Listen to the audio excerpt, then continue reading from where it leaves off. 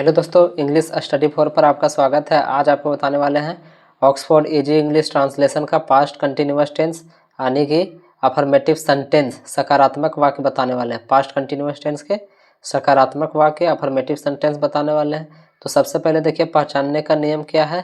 तो रहा था क्रिया का अंत में रही थी, रहे थे आदि रहने पर पास्ट कंटिन्यूअस टेंस समझा जाता है। ठीक, और स्ट्रक्चर जो है बनाने का नियम वह subject plus was verb plus before plus object. तो ये है इसका स्ट्रक्चर बनाने का नियम। अब ये पहचानने का नियम है। तो यदि अगर क्रिया का अंत में रहा था, रही थी, रहे थे, रहता है, तो हम समझेंगे वो पास्ट कंटिन्यूअस टेंस है। और अगर सिंपल है, ना क्वेश्चन पूछ रहा है और ना ही नहीं का प्रयोग किया हुआ है, तो ऐसे सेंटेंस को अफर्मेटिव सेंटेंस माना जाएगा। जैसे देखिए, कुछ एग्जाम्पल्स है हमारे पास। जैसे मैं किताब पढ़ रहा हूँ, यहाँ नहीं का भी बात नहीं है, नेगेटिव नहीं है, यहाँ क्वेश्चन भी क्या से शुरू भी नहीं हुआ है, प्रश्न भी नहीं पूछ रहा है। तो ऐसी वाक्यों को अफर्मेटिव सेंटेंस यानी सकारात्मक वाक्य बोला जाता है।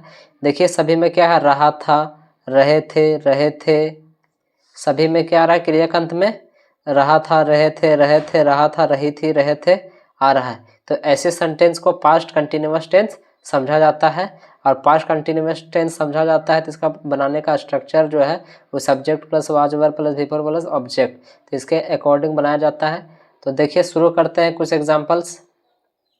क्या है, मैं किताब पढ़ रहा था, मैं किताब पढ़ रहा था, लास्ट में रहा था, तो पास्ट कंटिन्यूअस टेंस का अफर्मेटिव सेंटेंस है, सिंपल वाक्य है, इसमें क्वेश्चन भी नहीं पूछ रहा है, नहीं का भी बोध नहीं हुआ है ना। तो सिंपल वाक्य है। तो इसको हम जो है से इसके स्ट्रक्चर के अनुसार बनेंगे। तो सबसे पहले क्या है, सब्जेक्ट, सब्जेक्ट क्या है, आई। अब एक चीज़ और यहाँ बोलिएगा कि यहाँ वाज या वर, तो किसके साथ वॉच का प्रयोग करेंगे, किसके साथ वेयर का प्रयोग करेंगे। तो देखिए, आई के साथ जो है आई, ही, सी, इट या फिर नेम। ठीक, इसके साथ आप लोग वॉच का प्रयोग करेंगे सिंगुलर के साथ। ठीक, और यदि वी, यू, दे या फिर एक व्यक्ति से अधिक नाम हो, तो उसके साथ हम वेयर का प्रयोग करेंगे। ठीक, तो देखिए, सबसे पहले क्या, सब्जेक्ट मैं यानी आई, और आई के साथ क्या लगेगा, हेल्पिंग वर्ब वाज लगेगा। ठीक, तो सब्जेक्ट क्या है, आई, और आई के साथ हेल्पिंग वर्ब क्या लगता है, वाज। उसके बाद वर्ब का फोर्थ फॉर्म, चौथा फॉर्म, तो क्या है, पढ़ना, पढ़ना को क्या बोल रहे हैं, रीडिंग। तो क्या हो जाएगा, बिफोर है तो रीडिंग हो जाएगा, ING लग जाएगा, रीडिंग। उसके बाद क्या है, ऑब्जेक्ट, और क्या है ऑब्जेक्ट, किताब, तो अब बुक हो जाएगा। और जिसको हम गिन सकते हैं उसके पहले AN का प्रयोग किया जाता है। ठीक, तो क्या हो गया हमारे पास, देखिए, तो I was reading a book, ये हो गया सेंटेंस। ठीक, तो अब उसी तरह देखिए, सेकंड नंबर क्या है हमारे पास। तो सेकंड नंबर है, तुम फुटबॉल खेल रहे थे, तुम फुटबॉल खेल रहे थे, तो तुम का क्या होता है, यू, सब्जेक्ट क्या है, यू, और यू के साथ हेल्पिंग वर्ब क्या लगेगा, वेयर का प्रयोग करेंगे, वेयर। उसके बाद बिफोर, वर्ब यहाँ क्या है, खेलना, खेलना की इंग्लिश में प्ले बोलते हैं, क्या बोलते हैं, प्ले, लेकिन बिफोर बोला है तो ING लगेगा, प्लेइंग, क्या खेल रहे हैं, ऑब्जेक्ट क्या है, तो फुटबॉल, तो आप फुटबॉल हो जाएगा, क्या हो जाएगा, आप फुटबॉल, फुटबॉल, ये हो गया सेंटेंस मेरा पूरा। क्या बन गया, you were playing a football, मतलब तुम फुटबॉल खेल रहे थे। ठीक, तो ये इसका सेंटेंस बन गया, जिसको अगर गिन सकते हैं, है ना, तो उसके पहले AN का प्रयोग किया जाता है। ठीक, अगर यहाँ तुम लोग रहता तो यहाँ ये नहीं लगता, क्यों नहीं लगता, फुटबॉल्स हो जाता। क्यों फुटबॉल्स हो जाता, क्योंकि एक से अधिक रहता है तो उसके साथ हम प्लूरल का यूज करते हैं। ठीक ना, और जब एक आदमी का बोध होता है तो हम उसके साथ जो है सिंगुलर का बोध किया जाता है। सिंगुलर रहता है जिसको गिन सकते हैं, उसके पहले एन का प्रयोग किया जाता है। ठीक, उसी तरह देखिए, आप आम खा रहे थे, आप आम खा रहे थे, तो आपका क्या हो जाएगा, सब्जेक्ट मेरा क्या है, यू, क्या है, यू, और यू के साथ हेल्पिंग वर्ब क्या लगता है, वर,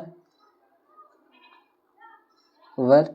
उसके बाद बिफोर वर्ब यहाँ क्या, खाने का काम हो रहा था, क्या हो जाएगा, ईटिंग, क्या हो जाएगा, ईटिंग। क्या खाया जा रहा है, ऑब्जेक्ट क्या है, मैंगो, तो क्या हो जाएगा, अ मैंगो,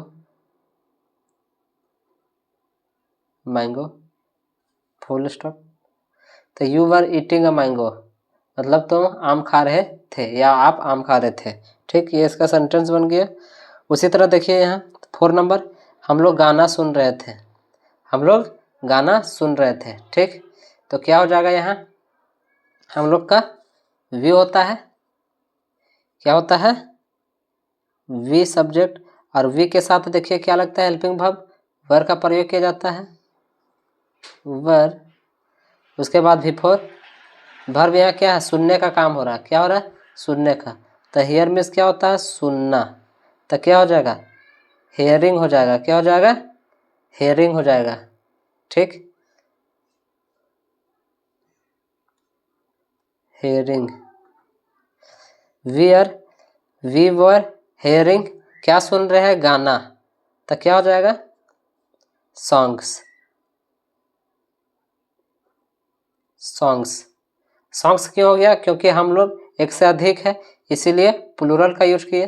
तो क्या हो गया, वी आर हेयरिंग सॉन्ग्स, हम लोग गाना सुन रहे थे। ठीक, उसी तरह देखिए 5 नंबर क्या है हमारे पास, तो 5 नंबर है, वे लोग बाजार जा रहे थे, वे लोग बाजार जा रहे थे, तो क्या हो जाएगा, वे लोग का दे, और दे के साथ क्या प्रयोग होता है, वेयर का यूज होता है, तो वेयर। उसके बाद बिफोर वर्ब यहाँ क्या है, जाने का काम हो रहा था, क्या हो जाएगा, गोइंग, क्या हो जाएगा, गोइंग। ऑब्जेक्ट क्या है, बाजार, तो क्या हो जाएगा, टू मार्केट, फुल स्टॉप। तो they were going to market, ये इसका सेंटेंस बन गया। उसी तरह देखिए 6 नंबर, तो 6 नंबर क्या है हमारे पास, वह हंस रहा था, वह हंस रहा था, तो क्या हो जाएगा यहाँ, वह का ही, और ही के साथ क्या लगता है, हेल्पिंग वर्ब, वॉच का प्रयोग करते हैं, तो वॉच। उसके बाद क्या है, बिफोर वर्ब यहाँ क्या, हंसने का काम हो रहा है, तो हंसने को क्या बोलते हैं, लाफ, तो क्या हो जाएगा, लाफिंग, क्या हो जाएगा, लाफिंग, फुल स्टॉप। तो ही वॉज लाफिंग, वह हंस रहा था।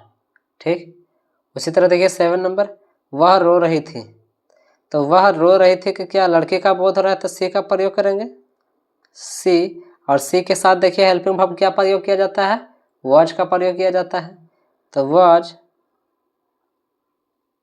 वॉज। और रोना को इंग्लिश में क्या बोलते हैं, विप, क्या बोलते हैं, विप बोलते हैं। तो बिफोर है वर्ब का चौथा फॉर्म है ना, तो क्या हो जाएगा, विपिंग हो जाएगा, विपिंग, फुल स्टॉप। तो सी वॉज विपिंग, वह रो रही थी। ठीक, अब उसे पीट रहे थे, किसे पीट रहे थे, उसे पीट रहे थे। ठीक, तो क्या हो जाएगा, यहां देखिए क्या हो जाएगा,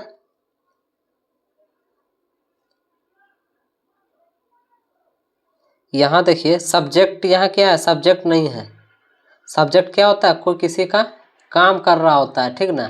तो यहाँ देखिए उसे पीटने का काम हो रहा है, ऑब्जेक्ट यहाँ प्रयोग हुआ है, ठीक ना, सब्जेक्ट के रूप में नहीं है। तो सब्जेक्ट जहाँ नहीं रहता है तो हम सब्जेक्ट के रूप में देयर का इस्तेमाल करते हैं। ठीक, और देयर, देयर के साथ क्या प्रयोग होगा, यहाँ वॉच का, क्योंकि सिंगुलर है।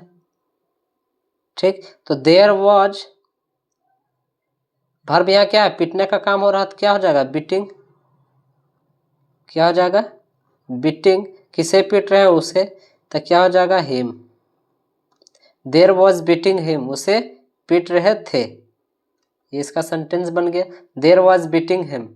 ठीक, उसी तरह देखिए वे लोग बाजार जा रहे थे, तो वे लोग का क्या हो जाएगा, दे, क्या हो जाएगा, दे। और दे के साथ हेल्पिंग वर्ब क्या प्रयोग होता है, देखिए दे के साथ हेल्पिंग वर्ब जो है वेयर का प्रयोग किया जाता है, दे वेयर हो जाएगा, दे वेयर, दे वर। उसके बाद क्या, वर्ब जाने का काम हो रहा है, तो क्या हो जाएगा, गोइंग, बिफोर लगाना है ना, गोइंग, कहाँ जा रहे हैं, मार्केट, तो क्या हो जाएगा, to market, market full stop. तो they were going to market, ये इसका सेंटेंस बन गया। उसी तरह देखिए 10 नंबर क्या है, तुम लोग नाच रहे थे, तुम लोग नाच रहे थे, तो क्या हो जाएगा, तुम लोग का यू, यू। और यू के साथ हेल्पिंग वर्ब क्या प्रयोग होता है, तो वेयर का प्रयोग किया जाता है ना, वेयर का। उसके बाद वर्ब का फोर्थ फॉर्म, उसके बाद ऑब्जेक्ट। तो देखिए क्या है, दे यू के साथ किसका प्रयोग होगा, वर का, यू वर, यू वेयर। क्या हो जाएगा, वर्ब, क्या वर्ब यहाँ क्या है, नाचने का काम हो रहा है, तो क्या हो जाएगा, डांसिंग, बिफोर लगाना है, डांसिंग फुल स्टॉप। तो यू वर डांसिंग, तुम लोग नाच रहे थे, ये इसका सेंटेंस बन गया।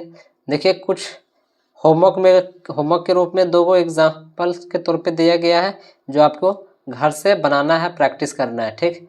तो क्या है, देखिए वह खाना बना रही थी, तुम चाय बेच रहे थे, ठीक। तो इसको आपको घर से बनाना है। देखिए बेचना को इंग्लिश में क्या बोलते हैं, सेल, तो यहाँ क्या हो जाएगा, सेलिंग हो जाएगा, सेलिंग मतलब बेच रहा है। और देखिए चाय का टी जानते हैं, टी मीन्स क्या होता है, चाय, इसका मतलब बेच रहा है। बनाना को क्या बोलते हैं, कुक, यहाँ क्या हो जाएगा, कुकिंग बिफोर, ठीक, बना रहा है, ठीक। तो आई होप कि ये वीडियो आप लोगों को पसंद आया होगा, और पसंद आया होगा तो एक लाइक, कमेंट और शेयर जरूर करें, और हमारे चैनल पर नए होंगे तो हमारे चैनल इंग्लिश स्टडी 4 को सब्सक्राइब जरूर करें। तब तक के लिए जय हिंद, मिलते हैं अगले वीडियो में, धन्यवाद।